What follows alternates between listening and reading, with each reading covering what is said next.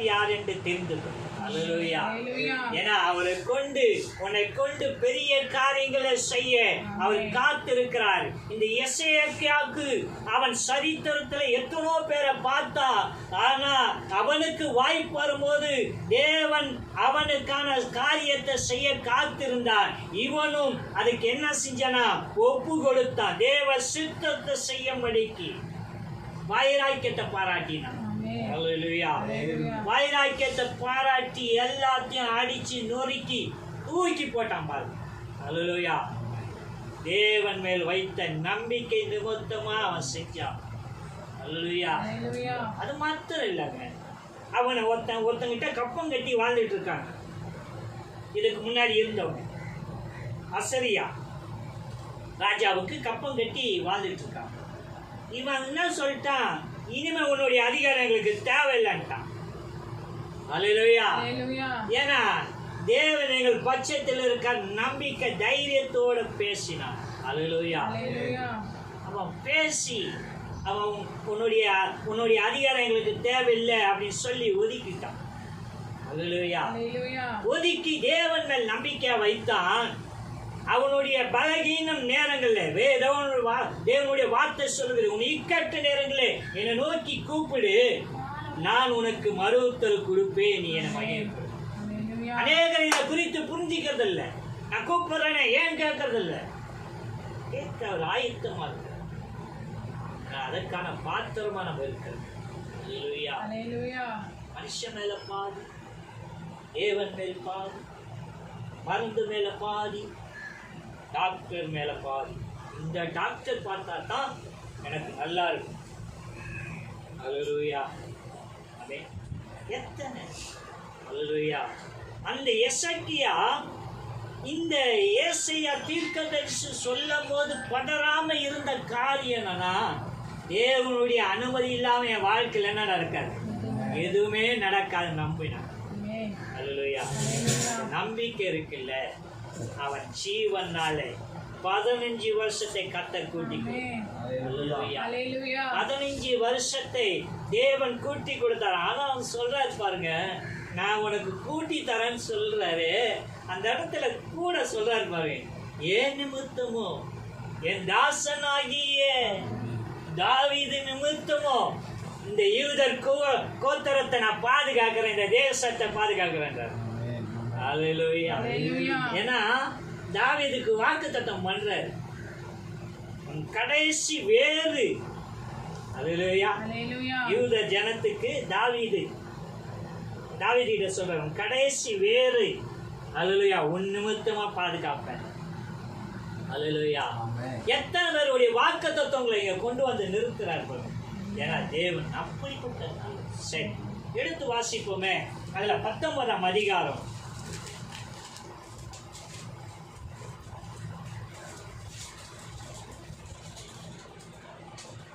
6-7 வாசிங்க. அப்பொழுது ஏசாயா அவர்களை நோக்கி, அசரியா ராஜாவின் ஊழியக்காரர் என்னை தூஷித்தும் நீ கெட்டதுமான வார்த்தைகளினாலே பயப்படாதேயும்.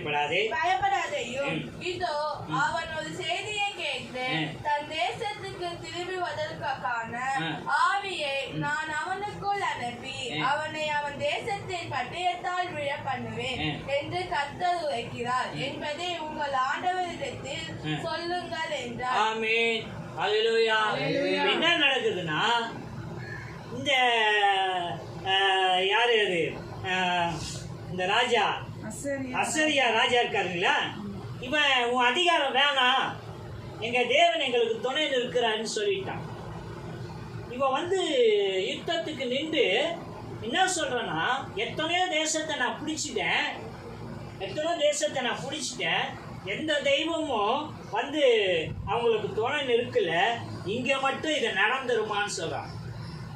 இவன் உடனே எசேக்கியா என்ன செய்யறான், தேவாலயத்துக்கு போய் ரெட்டை உருட்டி தேவ சமூகத்தில் அமர்ந்துக்கிறான், கூட இருக்கிறவங்களாம் அமர செய்கிறான். ஆனா தீர்க்கதரிசி இடத்துல ஆள் அனுப்புறான், இந்த மாதிரி இருக்குது அப்படின்னு. அதுக்கு தீர்க்கதரிசி சொல்ல அனுப்புறாரு, என்னான்னு அவர் சொல்றாருக்காங்க, அவன் என்னை நிந்தித்து நிமித்தம் நீ மனசோர்வடையாத.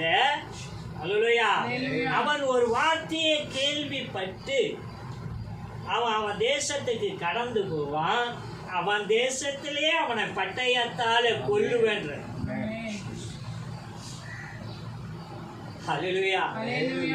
நம்ம நினைக்கிறோம், ஐயோ இந்த தேவனை நம்பி இந்த மனுஷனை எதிர்த்துட்டுமே, இந்த மனுஷனை எந்த மனுஷனை தேவை. தேவன் அழைத்தவர் உண்மையுள்ளவர்.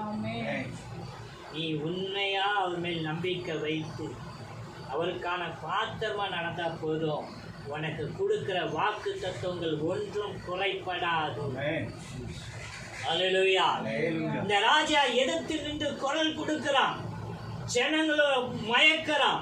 அவன் உங்களுக்கு ஒன்றையும் செய்ய மாட்டான், இது பண்ண மாட்டான். இவ்வளவு நாள் நாங்கள் பண்ணதை பார்த்தீங்களே அப்படின்னு சொல்றான். ஆனா எசேக்கியா முன்னாடியே தன் ஜனத்துக்கு சொல்லிட்டான், ராஜா எது பேசினாலும் நீங்க என்ன செய்யாதீங்க, மறு உத்தரவு கொடுக்காதீங்க அப்படின்ட்டான். இவங்க மௌனமா இருந்துட்டாங்க. இப்ப தீர்க்கதரிசிகிட்ட ஆள் அனுப்பிச்சுதான். தீர்க்கதரிசி சொல்றாரு, நீ பதறாதே, நீ பயப்படாதே, அந்த வார்த்தையை கேட்டு பயப்படாதே. அவன் என்னை நிந்திச்சது நீ கேட்டல்ல, ஆனா நான் அவனை ஒரு வார்த்தை கேட்க செய்து அவனை அவன் தேசத்துக்கு கொண்டு போய் பட்டயத்தால் கொல்லுவேன். அல்லேலூயா. வார்த்தை நடந்துச்சா? அல்லேலூயா. எடுத்து வாசிங்கள. அதுல 19:35 37 வரைக்கும். அந்த ராத்திரியிலே சம்பவித்தது என்னவென்றால் கர்த்தருடைய தூதனாக அசரியா பாளையத்தில் 1,09,000 பேரை சங்கரித்தார். அதிகாலமே எழுந்திருக்கும் போது அவர்கள் எல்லாரும் செத்த பிரேதங்களை கிடந்தார்கள், அப்பிரேதங்களை கிடந்தார்கள். அப்பொழுது அசரிய ராஜாவாகிய சனாகெரிப் பிரயாணப்பட்டு திரும்பி போய் நினிவேயிலே இருந்து விட்டான். அவன் தன் தேவனாகிய நிஸ்ரோகி கோவிலிலே பணிந்து கொள்கிற போது அவன் குமாரராகிய அத்ரமேலுக்கும் சத்துசேலரும் அவனை பட்டயத்தினால் வெட்டி போட்டு ஆலா தேசத்திற்கு தப்பி ஓடி போனார்கள். அவன் குமாரனாகிய எசேத்தோன் அவன் பட்டயத்திற்கு வந்து அரசாண்டான். ஆமென். ஹல்லேலூயா. எசேக்கியாவுக்கு தீர்க்கதரிசி சொல்லி அனுப்பிச்ச வார்த்தை. அவன் ஒரு வார்த்தையை கேட்பான், அவன் கேட்டு அவன் தேசத்துக்கு கடந்து போவான். அவன் தேசத்திலே அவனை பட்டயத்தால் கொல்ல செய்வேன் சொன்னான். அல்லேலூயா. இவனுக்கு என்ன கேட்கப்படுதுன்னா, பாளையத்துல யுத்தத்தில் இருந்த 1,09,000 பேர். அல்லேலூயா. கர்த்தன் அது 1,09,000 பேர். அந்த தூதன் அவங்க விடிய கால பார்க்கவே எல்லாம் பிணமா இருந்தாலும் சங்காரம் பண்ணினார். அல்லேலூயா. தேவ தூதன். அல்லேலூயா. இவன் இதை கேள்விப்பட்டு அங்கிருந்து அவன் நினைவுபட்டு போயிட்டான். அல்லேலூயா. போனவன் அவனுடைய தேவனை வணங்கும்படிக்கு போகிறான். அல்லேலூயா. அவன் தேவனை வணங்கும்படிக்கு போகிறான். ஆனா அவனுக்கும் அங்க பட்டயம் காத்து. அல்லேலூயா. ஏன்னு சொன்னா அவன் வணங்கினது தேவன் அல்ல. அல்லேலூயா.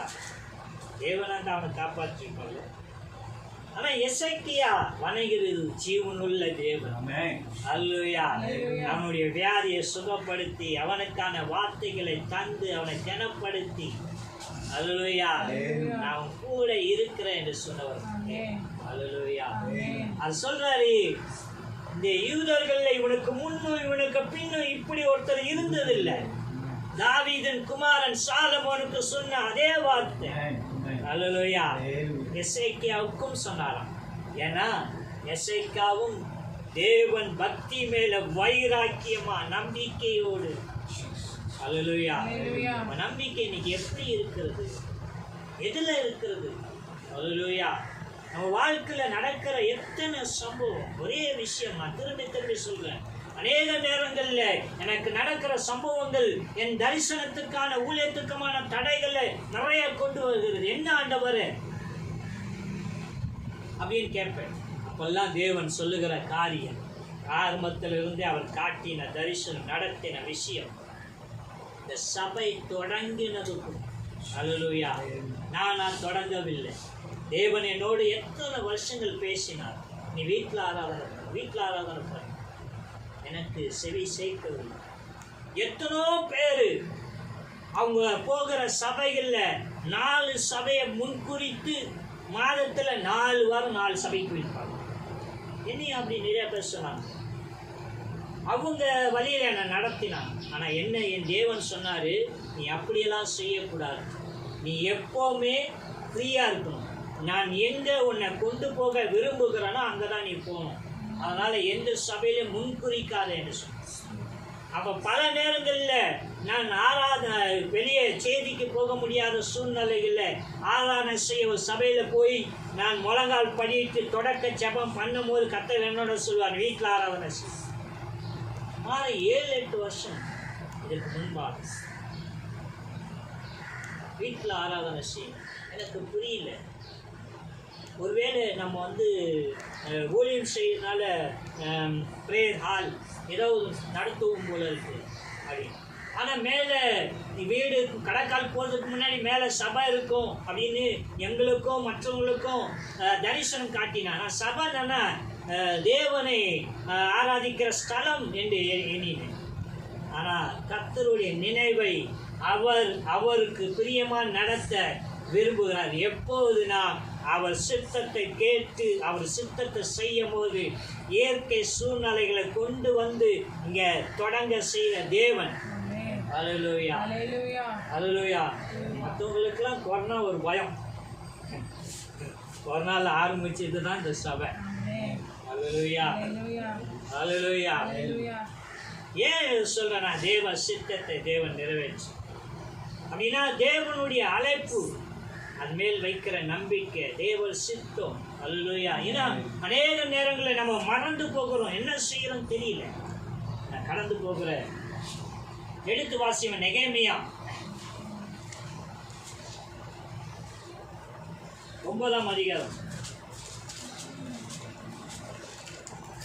6 வருஷம். நீ ஒருவரே கர்த்தர். நீ வானங்களையும் வானாதி வானங்களையும் அவைகளுடைய சர்வ சேனைகளையும் பூமியையும் அதிலுள்ள எல்லாவற்றையும் சமுத்திரங்களையும் அவைகளுள்ள எல்லாவற்றையும் உண்டாக்கினீர். அவைகள் எல்லாமே நீ காப்பாற்றுகிறீர். வான சேனைகள் உம்மை கடிந்து கொள்கிறது. ஆபிரகாமை தெரிந்து கொண்டு அவர் ஊர் என்னும் பட்டணத்திலிருந்து புறப்பட பண்ணினீர். அவனுக்கு ஆபிரகாம் என்னும் பெயரிட்ட தேவனாகிய கர்த்தர் நீர். ஆமென். அல்லேலூயா. இங்கே நெகேமியா தீர்க்கதரிசி சொல்றாரு. அல்லேலூயா அல்லேலூயா. நீர் ஒருவரே கர்த்தர், வானங்களையும் வானாதி வானங்களையும் உண்டாக்கின சர்வ வல்ல தேவனா, அதில் நிறைவுகளை உருவாக்கின தேவனா, எல்லாவற்றையும் அடக்கிட்டு வந்து சொல்றாரு. ஆபிரகாமை தெரிந்து கொண்டு அவன் சொந்த தேசத்திலிருந்து புறப்பட செய்து ஆபிரகாமை ஆபிரகாம் என்று பேர் சொல்லி அழைத்த தேவன். அல்லேலூயா. விசுவாசத்தின் தகப்பன் சொல்றோம் இல்லைங்களா? நீங்க நல்ல யோசனை பண்ணி பாருங்க. ஆபிரகாம் அழைக்கும் போது உங்களை மாதிரி என்ன மாதிரி தனி மனுஷன். அல்லேலூயா. தனிப்பட்ட மனுஷன். அல்லேலூயா. ஆனா அழைப்பு எல்லாருக்குமே இருக்கிறது. அந்த அழைப்பை யாரெல்லாம் பயன்படுத்துகிறார்கள்? அல்லேலூயா. எசேக்கியா தன் ஸ்தானத்திலே கொண்டு வந்து நிறுத்தினதை அவன் தேவன் நம்பிக்கை வைத்து யுத்தம் செஞ்சான். அல்லேலூயா. நாட்டையும் அவனையும் கர்த்தர் பாதுகாத்தார். அல்லேலூயா. இங்க எரேமியா தீர்க்கதரிசி சொல்றாரு, நீ சகலத்தையும் உருவாக்கின தேவன் ஆபிரகாமை அவனுடைய தேசத்திலிருந்து கொண்டு புறப்பட செய்து ஆபிரகாமை ஆபரகாம் என்று பெயர் சொல்லி அழைத்த தேவன். அல்லேலூயா. அப்படிப்பட்ட தேவன் உங்களை என்னை விட்டுருவாரா? பலகீனம் படுகிறோமே, இந்த பலகீனம் எது நிமித்தம், எதற்காக? அல்லேலூயா. பல காரியங்கள் உண்டுங்க.